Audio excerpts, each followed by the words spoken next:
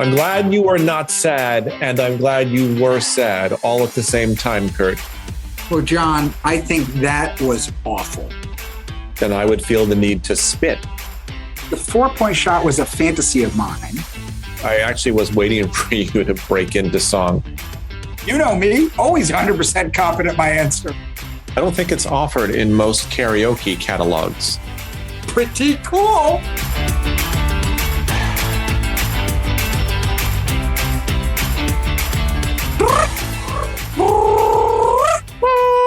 Smart Drivel cuckoo time coming your way. Kurt Schneider here with...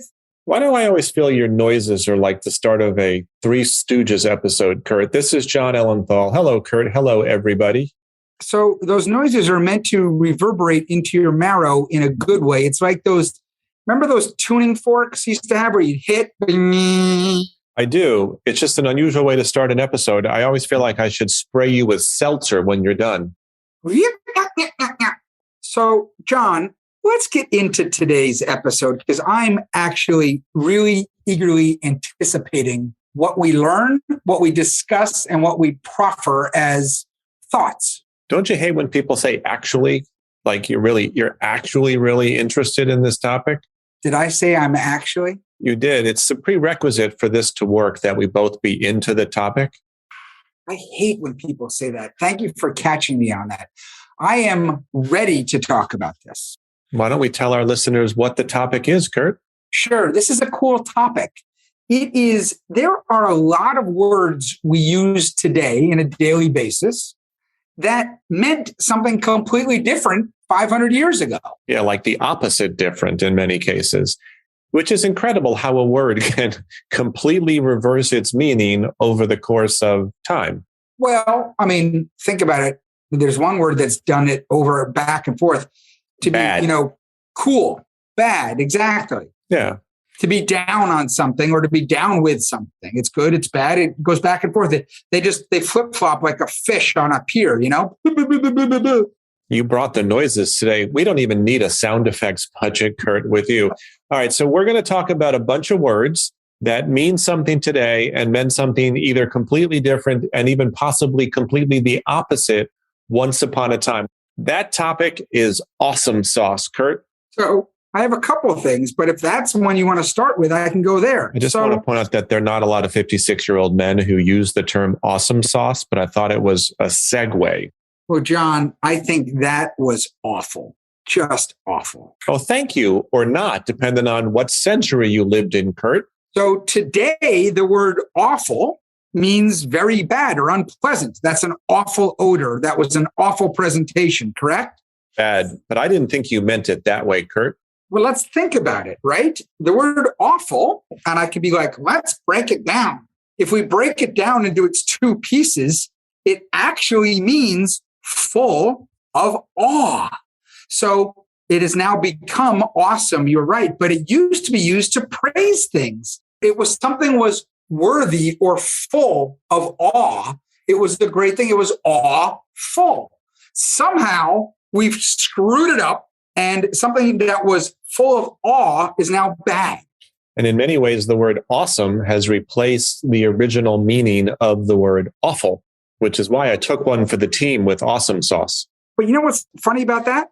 Awesome means there's just some awe. It shouldn't be that good. Where full awe, awful, should be full of it. It should be much better. Well, it's just part of the comeback, Kurt. Awesome may not be the final destination on restoring awful to its rightful meaning. I'm going to start using it, by the way, with people. I'm going to say, that was awful.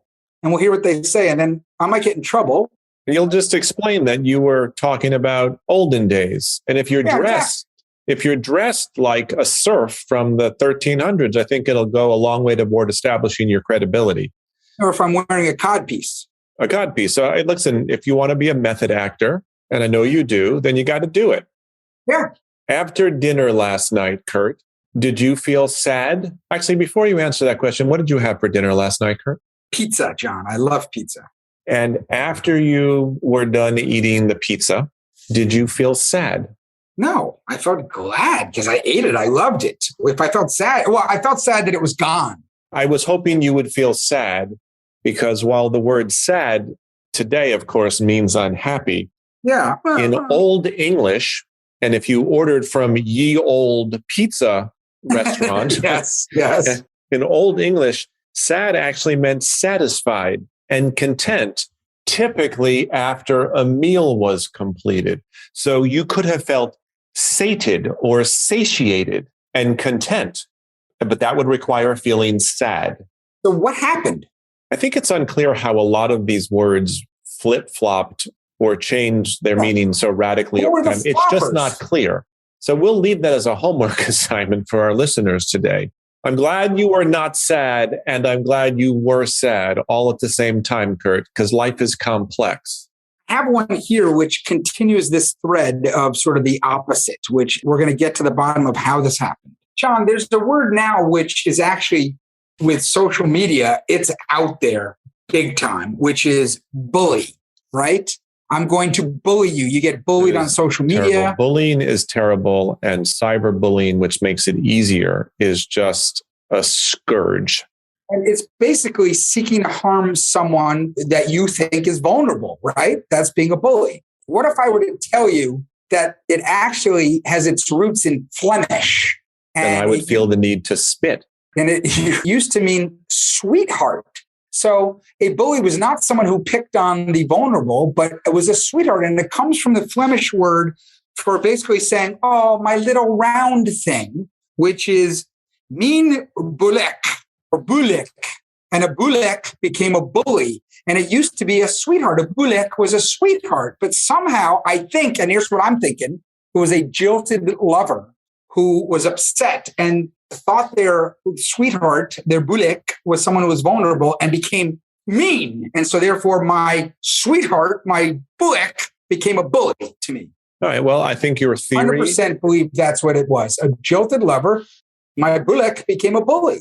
Well, you've heard people like in England, when you say something to them, they'll say bully, and it's a happy word. I don't think it means sweetheart, but it means like, yeah, right on. Have you heard people say that, Kurt? Teddy Roosevelt said it all the time, but he said it in a double. Bully, bully.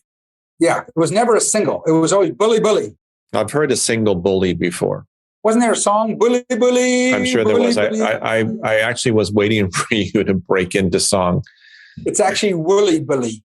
Woolly, bully, woolly, bully, woolly, bully. Well, here's the thing, Kurt. You have a nice voice. Did I ever tell you that? I don't. Well, you don't, using the original definition of the word nice. That's correct. Oh, did you get me there? Oh, I had no idea you were going there. Okay. So the word nice kind of originally means not nice. And what? If you look at the Latin word is nicius. I'll spell it. You can pronounce it, because that's how we do things here at Smart Drivel. Nescius. Is it? Nicius. Nicius. It basically means in Latin unaware or ignorant.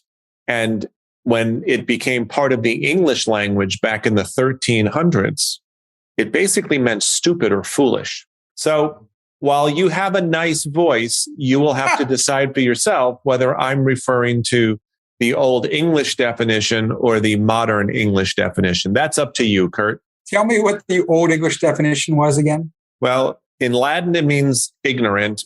And when it was adopted as part of English, it basically meant stupid or foolish. You know what? I can kind of see that, because it's seen as passive aggressive now. Oh, that's really nice. Oh, well, that's a tone of voice. That's not the definition of the word.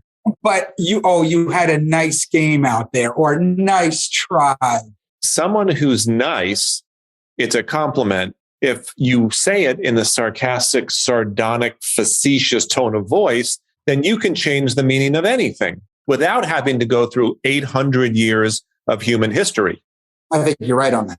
I think you're right. Jon, you know what I was being there, actually? What were you being, Kurt? I was being a little artificial. In what way? I was being a little insincere, right? I was being a little affected. I was not being from nature when I was saying things like, oh, that was nice, and I was taking it out of context. I was being artificial. And artificial is seen as a negative. In most cases, it is. I guess if you lost a limb and it was replaced by an artificial limb, that would be a positive, eh? Let's go with if you say to someone you're being artificial, it's not a compliment. Not a compliment. Okay, guess what? Way back in Middle Ages England, again, it was the exact opposite. It was masterfully created. Let's look at this. Artificial. It was fully art or artfully created. So artificial was artfully, meaning you brought a lot of art to it, which is a positive. And somehow now it means insincere or affected or not from nature. I just thought that was really interesting. Artificial, artificial, awful, awful. There's a lot of these things that you can put together and somehow one side of it got whoop, flip-flop, whoop. It's like opposite day here at Smart Drivel, Kurt. It is. It is. It's like bizarre. It's like a bizarro episode. Well, I'll stay with the theme you just opened up with artificial. Sure. Sort of. Okay. And it's the word fantastic. What does the word fantastic mean, Kurt? Well, I would think it means something like great and wonderful and full of like dancing sugar plums in your head. It's extra good. But what you said there at the end is particularly interesting, the dancing sugar plums in your head, because the Latin for fantastic is fantasticus. And just to prove that it's Latin, it's spelled with a PH, not an F, but fantasticus, which means imaginary. The sugar plums dancing in your head, which is to say that it only exists in your imagination. It is fantasy. So it means super good now, but it used to mean completely imaginary back in olden times. Not an opposite, but a different definition. Now, we're all familiar with something being fantastical, and that is, relating to fantasy. Yes. So in some ways, the original definition does still live, but is by no means the primary or dominant definition. Fantastic means super duper good, not that's completely conjured up between your ears and your mind. But I can walk there on that one. I can make that trip pretty easily because you can make that putt. Yeah, because when you're talking about something in fantasy, 9 times out of 10, it's something that's really great. Have you ever read anything dystopian about the future? Because that's some fantastical stuff that is not fantastic. Well, I know that you read Brave New World. Let's go to Orwell instead, if you'd like to, or many other. But I'm thinking if you're talking about a person and someone says, boy, I had this fantasy, or I have this fantasy that I got made CEO of the Walt Disney Company. I have a fantasy that I hit a home run in the bottom of the 9th inning. But there's a difference between it being a figment of your imagination and being something that's really extra good in real life, which is what fantastic means more often than not. I was saying, me and Walter Mitty, I was just making You can get there. You can get there. So given your background with the Harlem Globetrotters, would you say your ability to get there is analogous to a layup, a free throw, a 3-point shot, or perhaps the 4-point shot that you invented, a half-court shot? The 4-point shot was a fantasy of mine that became fantastic when we put it in practice. Walk it. Got it. Right there. Boom. You didn't answer the question, though, but that is a good point. What song would you sing on karaoke? Too Drunk to Fuck by the Dead Kennedys. Would it be fun? To sing it? Yeah. I don't think it's offered in most karaoke catalogs. I would probably do, I don't know, Ain't No Mountain High Enough. All right.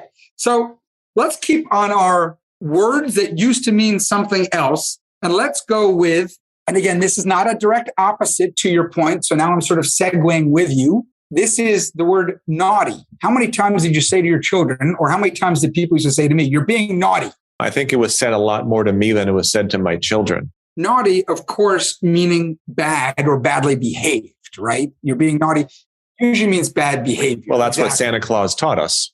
Yeah. You better not. Right. You naughty or nice. Well, you want to hum a few bars? This gets to a little bit. You have a nice voice.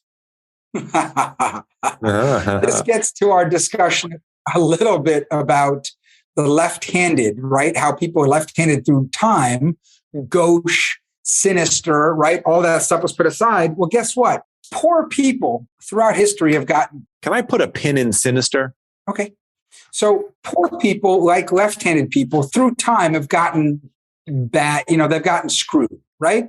And naughty now means, as we said, bad behavior. It used to be not bad, but it meant literally people who had naught, which was zero, meant nothing. Poor.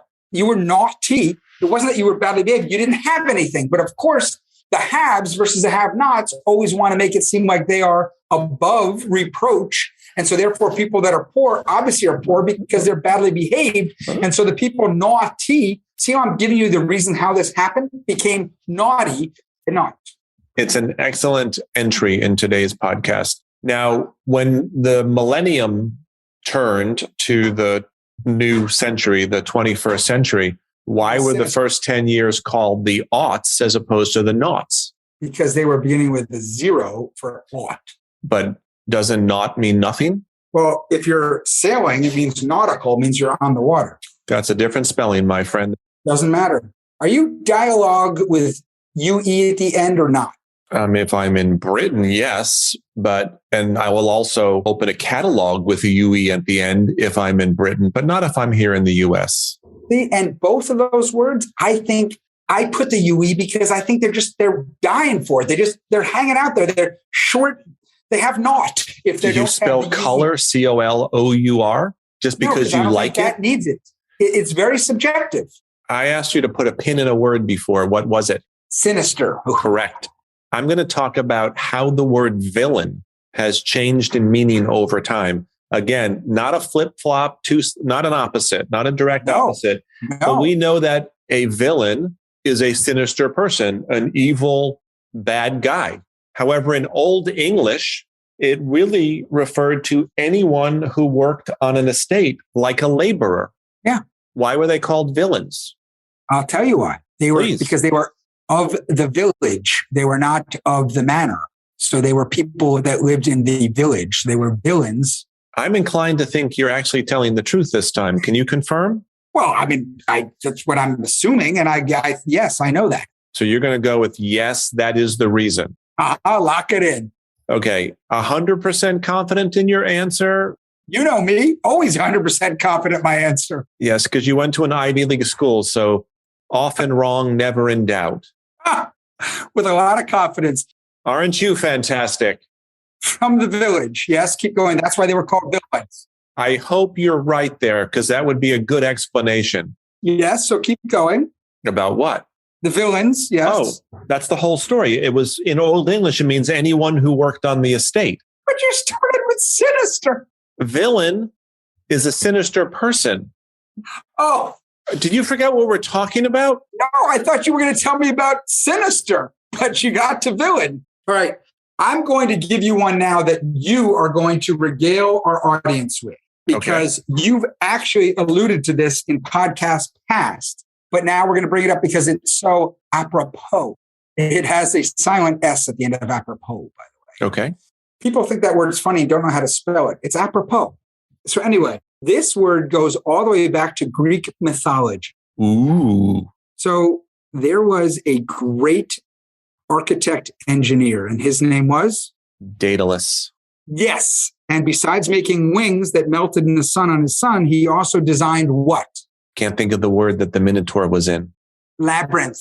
He designed the labyrinth that contained the Minotaur.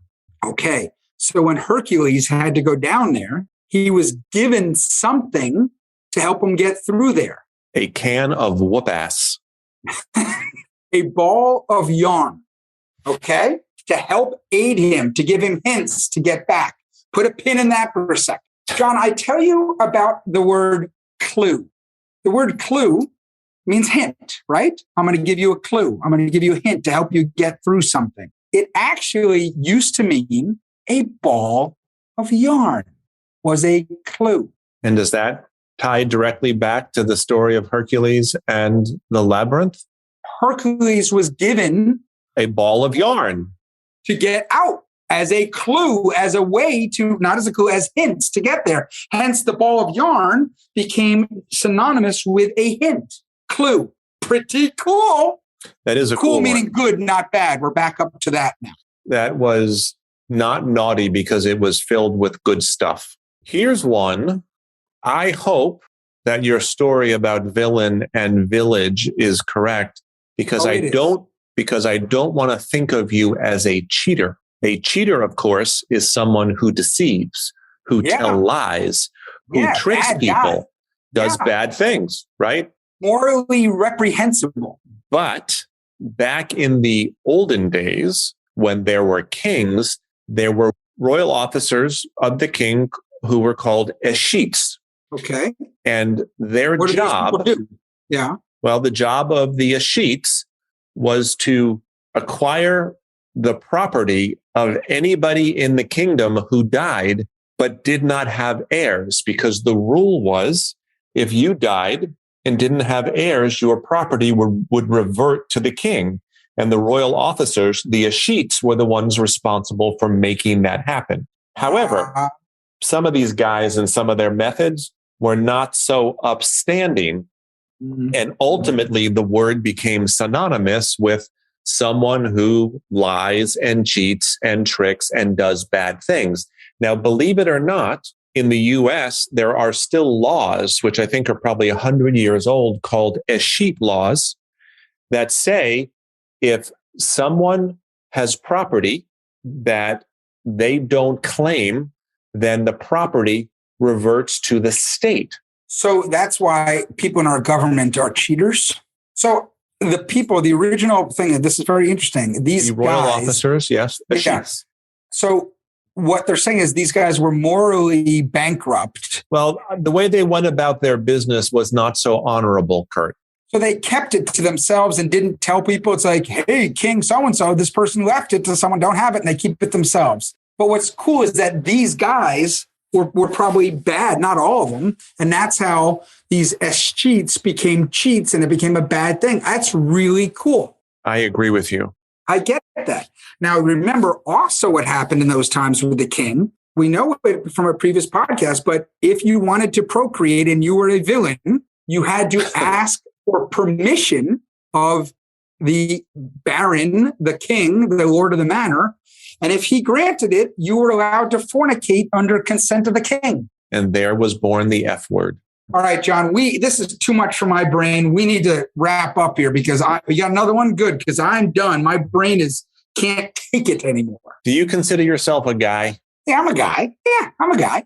Do you mean that in a 2020s kind of way or an 1800s kind of way? Oh, boy. I think I mean now because I'm a good guy. A guy's like, yeah, that guy, like Nick. Nick's your pal. Nick's your friend. Nick's a guy. By the way, that was a good movie. Remember that movie? John Cusack, yeah. Yeah, he goes across country. No, but he goes across country. Something about a girl. Yeah. But The Sure Thing. It was called The Sure Thing. Yes, yes. And he leaves the cold of the Northeast to go to California, and he says, Nick's your guy. Nick's your pal. A guy these days, of course, means a male person. But in the 1800s, it meant a person who was grotesque looking. And you are not grotesque looking, at least based on the reaction I've seen you get from waitresses when we've been out together. So you are a guy and you're not a guy. All right, do you have any more that you want to share before we wrap up this episode, Kurt? I've enjoyed this because I've actually learned, I'm not going to say actually. Well, you started the episode with it. You might as well end the episode with it, Kurt. I have learned a ton, and I'm going to start screwing people up by saying, boy, that's awful. And you're nice when I mean the opposite of both currently. And I mean the old definition. Well, thank you all for listening today, this morning, whenever you're listening. Yes, thank you, everybody, for listening. Kurt and I will actually be back next week with another brand new episode. You're not going to react to actually? Were you even listening? I was, kind of. All right. So thank you, everybody, for listening. Kurt and I will actually be back next week with another brand new episode of Smart Drivel, where we promise the drivel and hope for the smart. Until then, we hope your week is filled with Smart Drivel. Goodbye, everybody. We hope you're all bullies in the old Flemish definition. Actually. Bye, everyone. Ciao. Bye.